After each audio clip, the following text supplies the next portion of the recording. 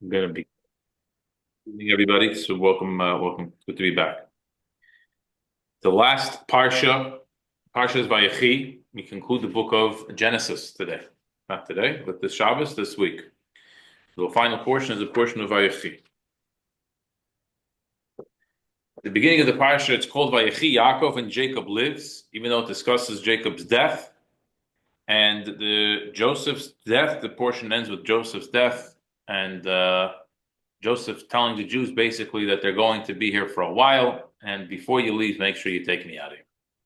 Which really is two bookends, because the beginning of the parsha, which we're going to focus on right now, begins with the story of Jacob preparing for his death. We call it today making your final arrangements. So Jacob makes his final arrangements. What do you have to do? The first thing when you think about your final arrangements, you have to think, where do you want to be buried? Right? Number one, where am I going to be buried? Then who's going to be the rabbi to officiate at my funeral? Of course. So Jacob is living in Egypt for 17 years, and he feels like his time may be coming to an end. So he calls in his son Yosef, calls for his son Yosef, and he tells Yosef, basically, to make the long story short, he tells Yosef, I do not want to be buried in Egypt. So I need you to promise me that you are going to bury me together with my parents and grandparents in Hebron. And the verse says, let's read the verse.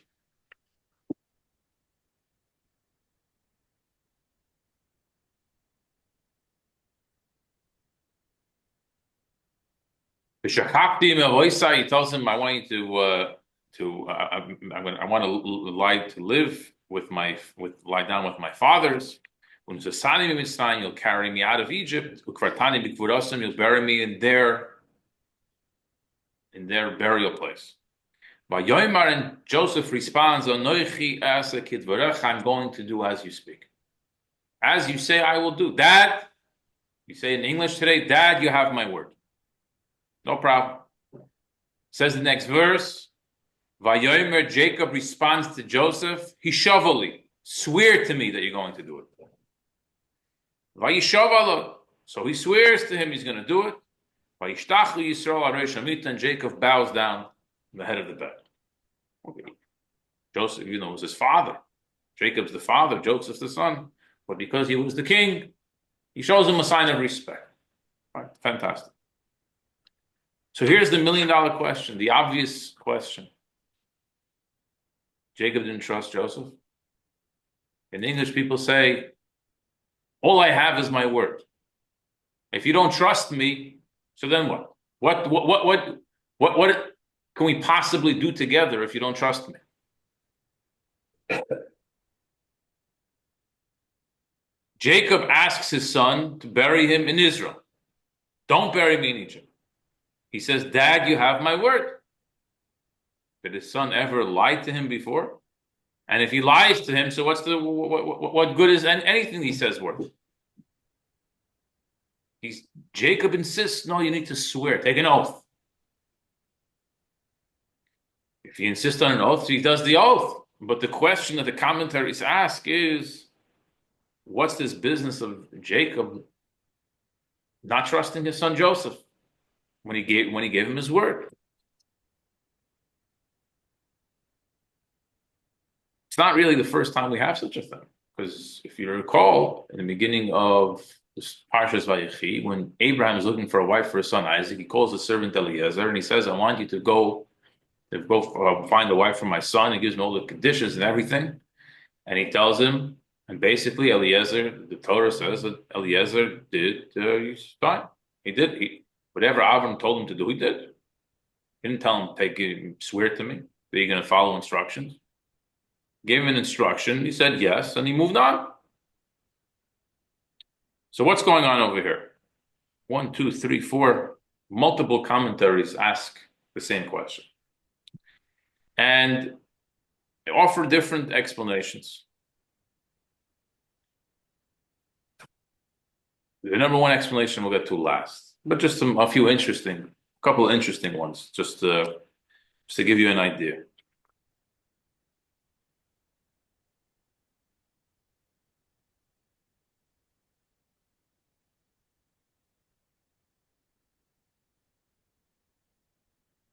He says,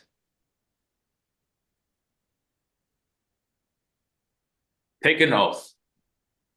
Why did Yaakov have to have this whole conversation with Yosef anyways? Let's go back for a second. Why are they having this conversation? Most people write a will. You write a will, say where you want, and then your next of kin does it. Why does he have to have this whole story? Send a messenger, call Joseph to Goshen, travel to Goshen from wherever he was. To this whole thing, tell him the whole story. It's no big deal. Go bury him in Egypt. He died, he wants to be buried. That's what he... No. Why? Because over here you have to understand. Yaakov suspected that the Egyptians wouldn't let him go. That was the whole suspicion over here. He needed protectia. He needed Joseph, and only Joseph, to be able to pull this through. Because he knew that if Joseph didn't have this commitment, if it would have been just, my son Reuven, take me out of here, the government, the local government would say no. And now what are you going to do? If you want to take a body out of the country, you have to have permission. You can't just take dead bodies out of the country. Who would want to allow someone as holy as Jacob to leave? The Egyptians benefited from Jacob's presence, holy presence. And they would want Jacob's presence to remain there. And therefore they would say, I'm sorry, no, we don't allow you to go. So he needed Yosef. So now Yosef's going to take a vow. Yosef said, I give you my word. You have my word, Dad, I'll do it. He'll come to the Pharaoh, and the Pharaoh's going to tell him. There's a concept called, we do before Rosh Hashanah, called annulling your vows. The Jewish concept. People make a vow, and then they make a mistake. So you have to get it annulled. You go through the process, and you get your vows annulled. So you made a vow to your father, go get it annulled. Now what? What are you going to say next? So therefore, if you pay attention, the word Jacob says, Hishavali, take an oath to me. With this, Jacob was saying like this. There's a different type of a vow. It's called a shvua al das acherim, or a shvua al das chaveroi. The vow is based off of what somebody else thinks. I take a vow, and my vow is contingent on what someone other than me thinks. So when it comes to annul the vow, the only way I can annul such a vow is if the other person gives permission. Some people, the Rebbe once shared a story how there was a number of great people that took a vow that they will not go to paradise. After they die, they will not go to the Garden of Eden. Their soul, before the demand from God, they will refuse entry until God sends the Mashiach to save the Jewish people. And a number of stories that brought down that their souls went up to heaven and they refused entry, as they said down here. And then they heard saying a Kaddish. And when it came time to say Amen Yehei Shmei Rabbah in the Garden of Eden, the soul jumped to say Amen Yehei Shmei Rabbah. Once they were there, they couldn't get up. And where did they end up if they were going to go to heaven? Right before the heavenly throne. They were not leaving God before you send the Mashiach. We're not going anywhere. So the Rebbe once said that they took a vow. Someone knew about this story. So he said, I'm going to vow that I'm not going to do it. But even with his vow, he still was. So the Rebbe once said by Efebrenga, the only way to go around this is by doing a vow that's contingent upon the public. And you made a vow in front of the public with the gathering. So now if you want to vow, you have to have the public's presence and public's consent. All the people that were there you have to consent to you annulling the vow. So therefore, that was the way to make sure that he wouldn't go without, wouldn't allow himself to enter into heaven without demanding the coming of Mashiach. And so it is until today. The Mashiach is not yet here. So Yaakov did a similar thing because he knew that the Pharaoh was going to say, go annul your vow. So Yaakov tells him, take a vow that's dependent on me. So when he's gonna tell you to annul the vow, you're gonna respond to him and say, I can't. You know why? Because the one who was dependent on is no longer here to help me annul the vow. So there's no way out of such a type of a vow. That's why he didn't just say, give me your word, because your word can always be broken. You vow, according to my understanding, now that would save him from any future debating with Pharaoh. That's one interpretation of what happened over here. There's another interpretation when Jacob said, take a vow for me. Jacob was saying, I need you to take a vow for my reasons.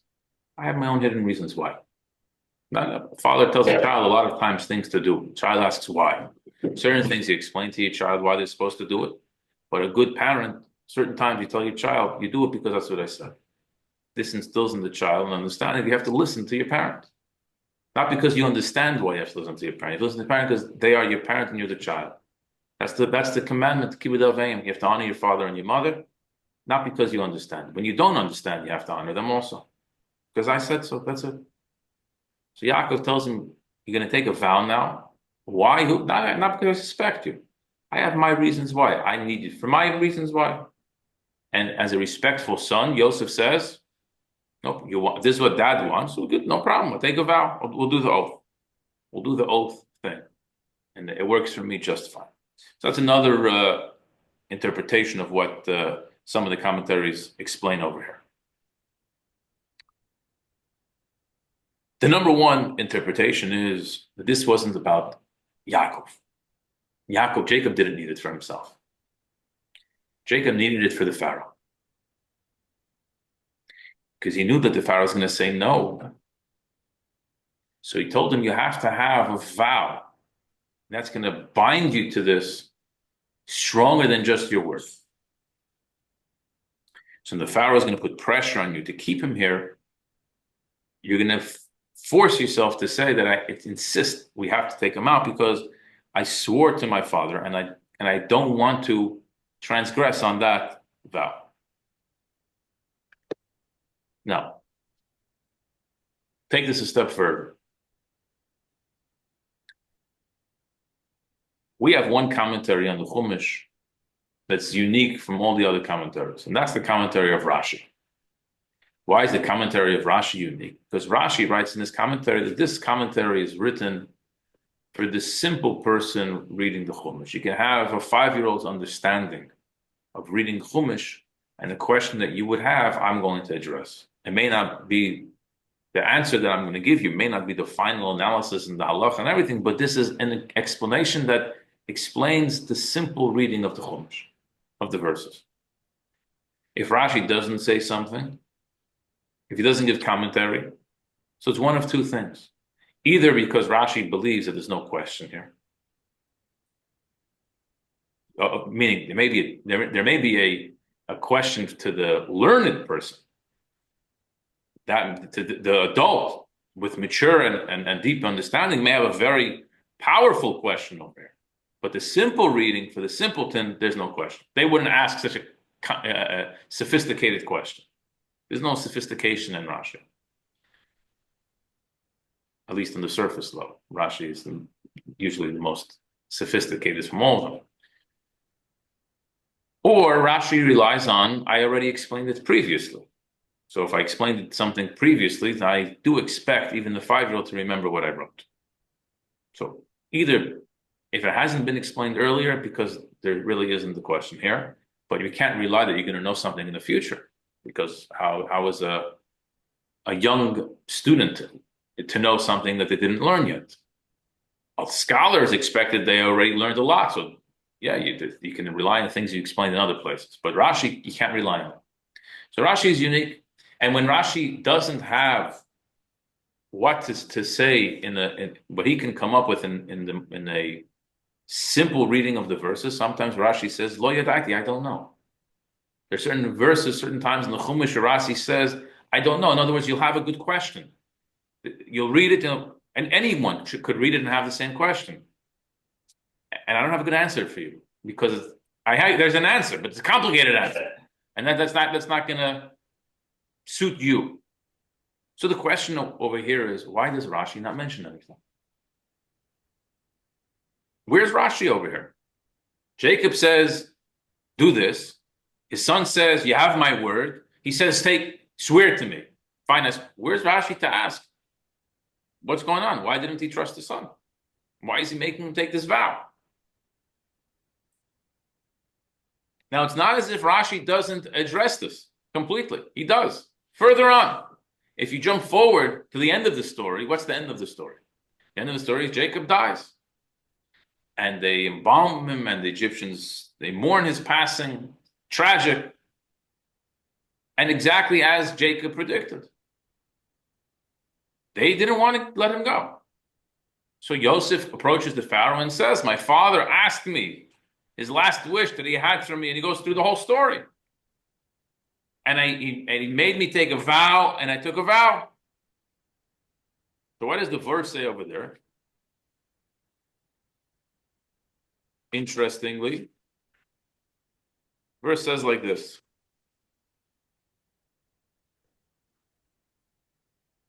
Vayomer Paro, and the Pharaoh said, Ale, go up, and bury your father, kasher yishbiach, like you swore to him.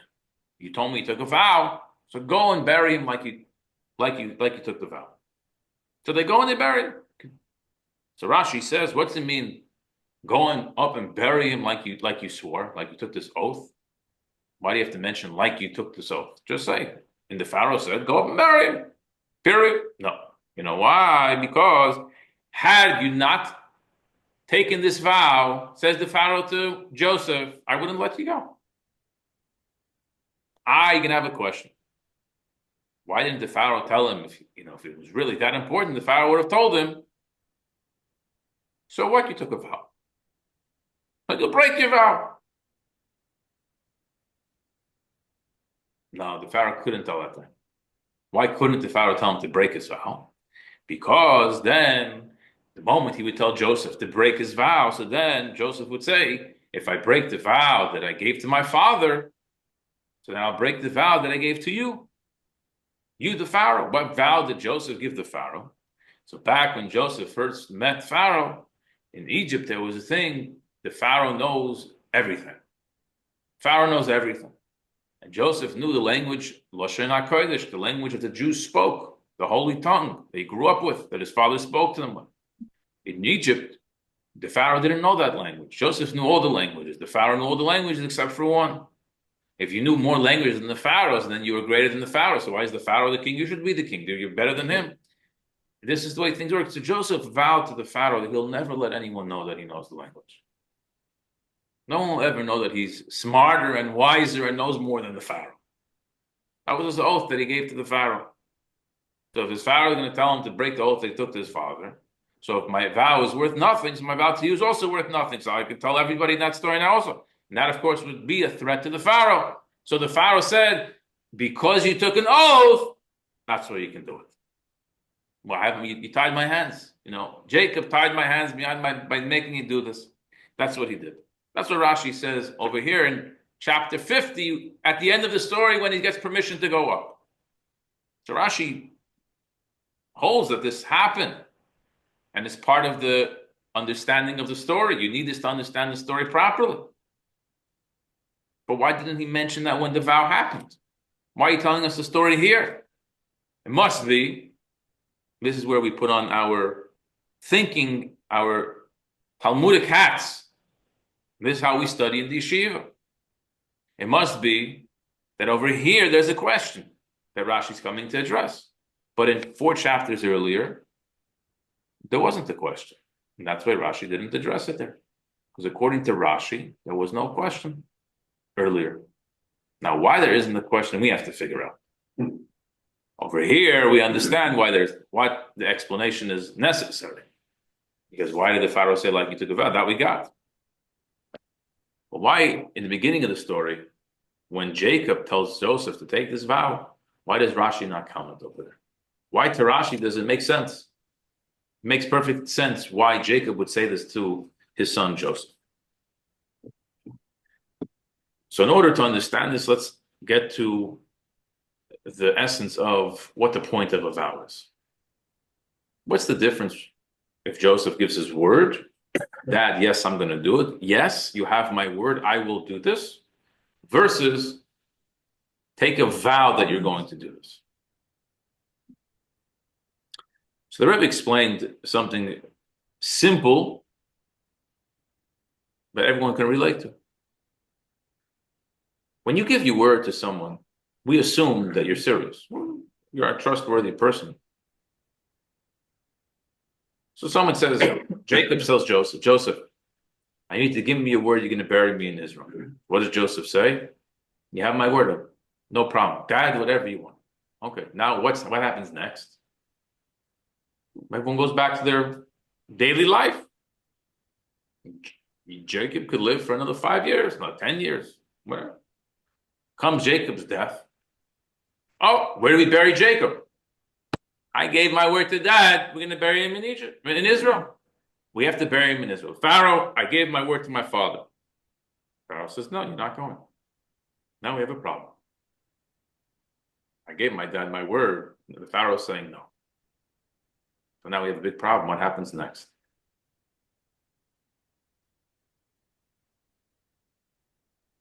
When you take an oath, when you tie yourself by way of a vow, you cannot only wake up about it when it happens. 5 years later, 10 years later, 30 days later, when the death happens, whatever the story is. Every day you think about it. Why? Because you tied your soul to this. So in other words, what do you mean I'm thinking about it every day?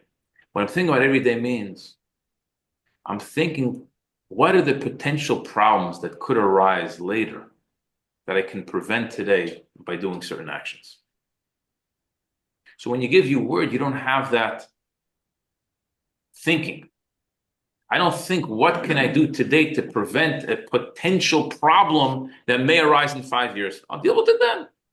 I gave my word. I'm going to do it. I'm going to do it. When I take a vow, I'm so tied to it that it becomes, I have to look into the future as best as I could. What can possibly go wrong over here? And then work on preventing that from becoming an issue later on. So Jacob understands this, that there's a different level of commitment, not to the end game. The end, that you're both committed the same. The commitment is to bury them. But the question is, from now till then, what are you going to do about it? One is nothing, because if something comes up, I'll deal with it. The other one is, no, I'm always concerned something may come up and I'm going to try to prevent it from coming up to be a problem. It's an extra layer of prevention. It's an extra layer of care and concern about the subject that I took a vow for. I binded myself to it in a deeper way. And that's the level that Jacob was asking of Joseph. It's not that I don't trust you. Of course I trust you. But I need you to commit even deeper for me. Because there's going very well likely be down the road problems. I need to think from now till then to make sure that we are able to make all the arrangements that later on you can't come and say, Dad, I did everything I possibly could. I gave you my word and I did. There is nothing possible for me to do today. And then I'm going to say, I have no complaint against you. Why?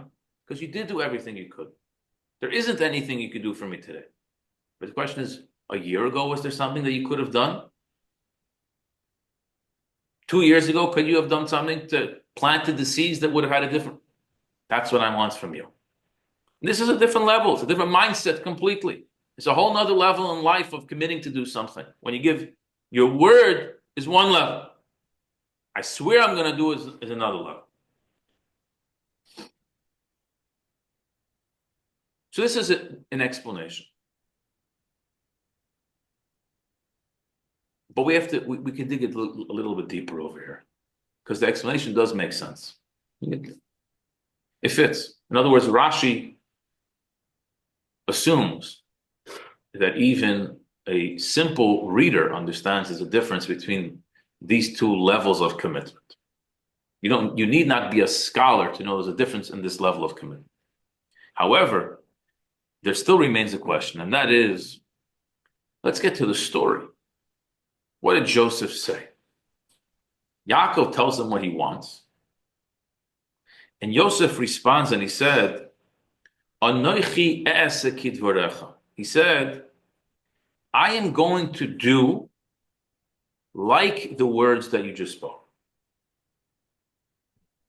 He didn't just say yes. He said, I'm going to do exactly as you wanted it to be. In other words, he knew when he said these words, the level of commitment that his father wanted from him.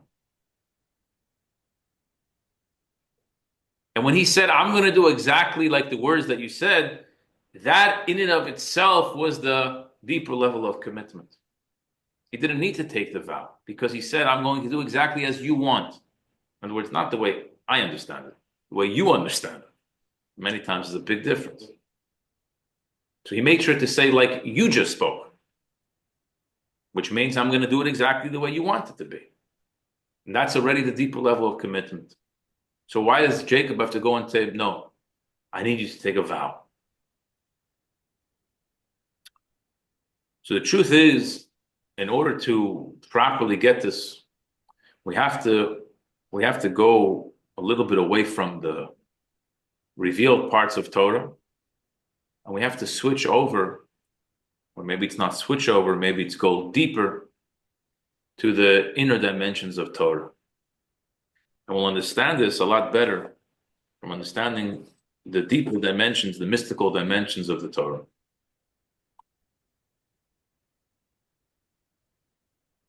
What's the subject we're talking about? Egypt and Jacob remaining in Egypt after his death, right? I mentioned to you already that Jacob isn't the only one that dies in this week's parsha. Joseph also dies in this week's parsha. Where is Joseph buried? In Egypt. And he tells the Jews, not only is he buried in Egypt, but he tells the Jews, you're going to be here for a while, but eventually God is going to take you out of Egypt. And remember, when you go out, make sure you take my remains with you as well. But for the time being, I'm buried in Egypt. If Joseph's father insisted and made him take a vow to make sure I'm not buried in Egypt, don't you think the son should have realized there's something wrong with being buried in Egypt? I mean, like, if your father was so insistent, don't you think you should have said also, please don't bury me in Egypt? At least try. What's this now? Bury me in Egypt. And when you guys leave, you're taking me out 200 years later. I mean, your father just went through the whole story. And you have to go, right? Call your son and say, listen, when I'm dying, get me out of here. Smuggle me out of the country. Do what you can to get me out of here. I don't know. Joseph, he was happy to be buried there. It was like, as long as you guys are here, I want to be here. I'm going to be here. How do we have this big disconnect in the beginning of the parsha and Jacob insisting on getting out, and Joseph remaining? To him, it was just fine. Joseph has such a great connection to Egypt. Correct. He had a greater connection to Egypt, but Joseph always knew that he wasn't Egyptian. In other words, Joseph was a very proud and observant according to the traditions of his father. And if it was so bad to be there, especially after death, there's a lot of people, sadly, they live a life of self-pleasure. Before they die, they do tshuva. I lived a life of sinful life, just doing whatever I wanted, whatever felt good for me. But when it comes to burial, they tell the family, you make sure you call the Orthodox rabbi that he does it the Orthodox way. I don't want to have any reformed, type of service. No. When it comes to burial, they put me down the way the old traditional Jews did it. Even though my whole life I didn't live like them, but I know one thing. When you get buried, you do it the best way, the right way. So Joseph, the same thing. When he's getting buried, it's like the most important decision. You're going to be around there for a long time in Egypt. Who knows, 200 years, what's going to happen? He didn't even know if they're going to listen to him to take him out. Talking about generations later. He had no idea. So how do we understand this? Let's hope that we have enough battery left to keep the Zoom on. Otherwise, we'll lock you out in suspense. You guys want to end now? Should we end there for the people on Zoom to teach you a lesson? You got to come in person. Yeah, Get from Florida, from Manhattan, and yeah. from Brooklyn. Everyone get here. See you later. Good night. We're not telling you the answer. You'll have to ask the people there. Okay, so what's the answer? The answer is that Jacob and Joseph represent two different manifestations of Hashem's energy.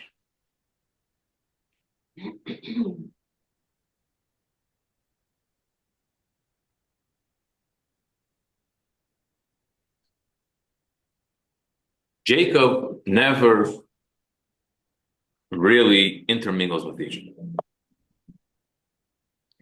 Jacob represents the service of Hashem, which is transcend higher than getting involved with the Egyptian culture, which is antithetical to God, of course. Joseph, on the other hand, represents deep roots in Egyptian culture. Intermingling, getting involved in, successful within the culture of Mitzrayim, of Egypt.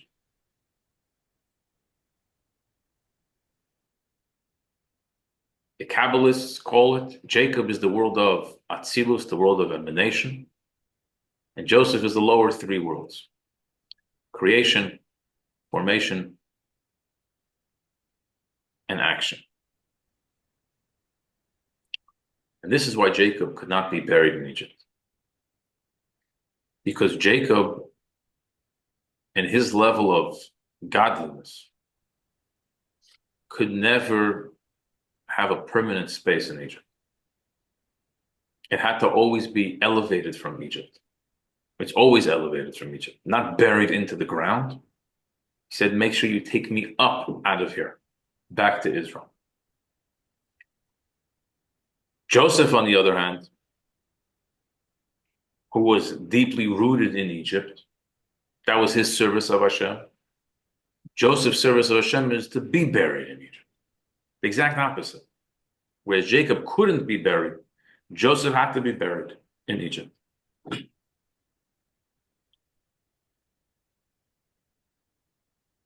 This is why we find, when does Joseph say it's time for me to leave Egypt?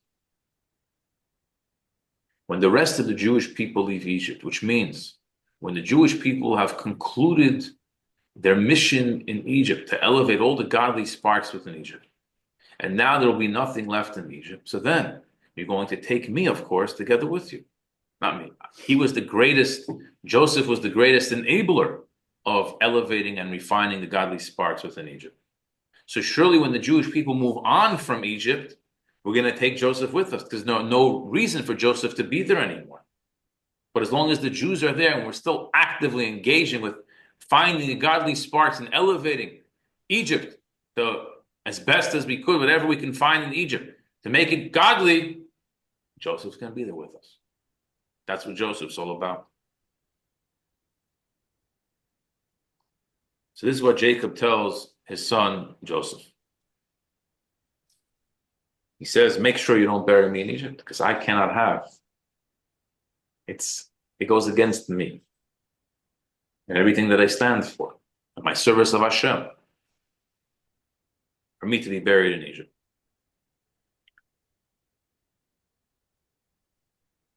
So he tells Joseph like this. This is the brilliance over here of the conversation. Jacob is transcending Egypt, remains aloof, higher than, divorced from the dirt of Egypt. Joseph gets involved in the shmutz to make it a better, as best as he could, to find sparks of God within. So now Jacob needs Joseph to get out. Right? When after I die, I need you to bring me up, make sure I'm not here. But according to Joseph, what's Joseph's perspective? From Joseph's perspective, what does he say? His dad, you belong here too with us. Help us out too. Wait, you come here also, right? Why should we take Jacob out of Egypt and bury him in Israel? From Joseph's perspective, everybody needs to be all hands on deck. Everybody needs to be engaged with this service of Hashem, Joseph's service of Hashem. That's what Jacob tells him. No, your word is not enough, because I know your word is dependent on the way you think.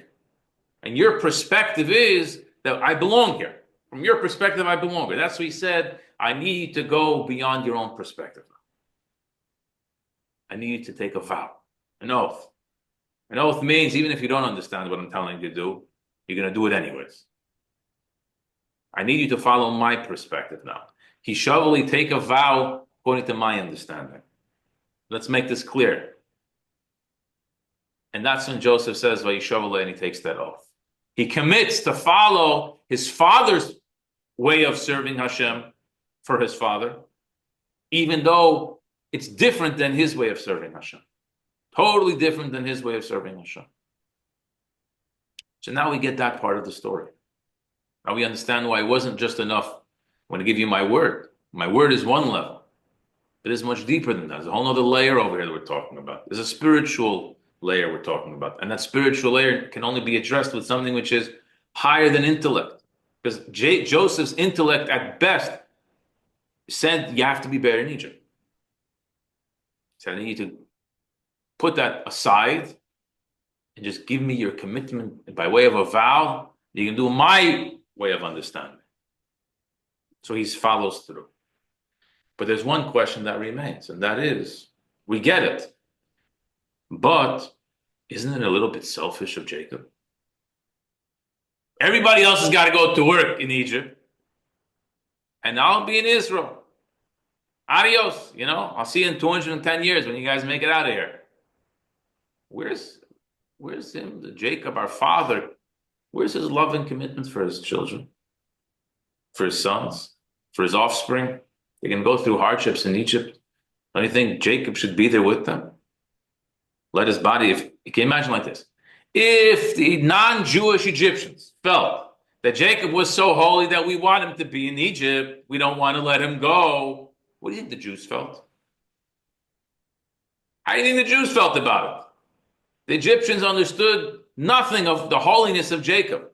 And even that little tiny nothing that they understood is this man is the most holy person. You can't let him go. Because when he's in your presence, even after his physical life, even in death, his body will exude and radiate blessings for everybody around. So the Jews are going to have to go through difficult times, hardships. They're going to go through Shibud Mitzrayim. God already told Avram that they have to be going into a land that doesn't belong to them. And they're going to be persecuted over there. They're going to be pained over there. But at the end, I'll take them out with great wealth and great fame and everything. Fine. Everything was predicted earlier. But where's Jacob? Jacob, our father. What do you mean? We need you. We, the Jews, need you. I got it. You don't, maybe it's not what you thought it was going to, the best place for you to be buried. I get it. A little sacrifice for us? Throw us a bone?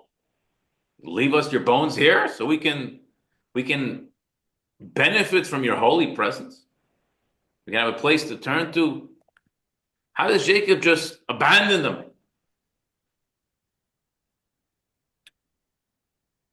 There's a saying in the Talmud, Ein chovush mater atzmi beis ha'asurim. No prisoner can ever escape alone. There's only one way for a prisoner to escape, and that is with help from the outside. No one has ever escaped without help from the outside. You need someone to help you with something. A tool, a piece of information. You need somebody from out, someone who's not a prisoner. Chovush means someone who's tied. A prisoner is a loose term, but chovush is someone who's tied down. The only way for someone who's tied down to break out of their shackles is if someone from the outside helps them break loose. Then they can break loose. So it's important in life to always have someone from the outside. This is what Jacob wanted. Jacob was going to be that person from the outside. We're going to go down to Egypt, yes. We're going to remain in Egypt, yes. And it's going to be difficult for us, yes, in Egypt. But there will always be someone on the outside, Jacob said, who will be there to help you in these different circumstances and situations that are going to come up. And this is the brilliance, the foresight of Jacob. Of course, I could stay here in Egypt and I'll leave together with Joseph when you guys leave here. Of course, we could do that. But we need to have an outside force that's going to be connected with you, helping you from on high to get through whatever it is that needs to happen over here. And of course, the bottom line was to get out of Egypt, to eventually break free from the shackles of the Egyptians and to go up as a nation to the land of Israel. So this is why Jacob, in his transcendent level, says, bury me outside of Egypt. And from this vantage point, I'm going to be able to help you out in a very, very powerful way. Where if you leave me in Egypt, I'm going to be tied down together with you, and there'll be no one from the outside to be able to help you. So the whole story now comes full circle of why, with this deeper understanding of what Jacob stood for in his relationship with Hashem and his type of manifestation of godliness that he brought into this world, and contrast that with Joseph and his, which was very different than Joseph's. Both very holy, but different. And why in their death, they also had to have a different place of burial. Joseph where he was, and Jacob from where he was, and together they formed a team to be able to keep the Jewish people connected as best as they could throughout the future hardships within the exile. And as well, when it came time for the redemption, to be there to insist and push for the redemption to come as well. And this is a very important lesson for each and every one of us. There's different types of relationships that we have. We have to remember that a few things, a few important pieces we can take away from here. But I think one very important one is that sometimes you are called upon to get involved in something, get involved in a situation, whatever the situation may be. You get called to get involved. And sometimes it's important for you to lend your skill and your word and your hand to get involved, even though it means that you're going to get a little bit dirty, be a little bit soiled, because this one may not like you, the other one may not like you, but you can see it through, and with your perseverance, you'll be able to bring the story to a good ending, a good place, and then at the end, everyone hopefully will be happy. But there are some times in life where your best position to help is from the outside, not getting involved. And it really depends on what your connection with the story is to begin with. Sometimes your connection to the story is the Joseph one, where you already are enmeshed in the story. That was part of the last 10 years. That's I'm already there. I'm deep in it. So then, if you're deep in, you have to sometimes take the Joseph approach. Follow it through all the way until the end. But if you're not deep into the dirt, if your connection with the story and the situation is one from a distance, where I've, like a Jacob, although I may be there, I may be involved, but I'm not really entangled in this whole story. I'm there, but I'm also distant from it, and somebody can say elevated from the mess. So then sometimes the best position to take going forward, a helpful position, is to remain out of it, to remain in the Jacob type of position and help from there, and help push through an agenda from a distance with you using your skill and your whatever you can to help the situation.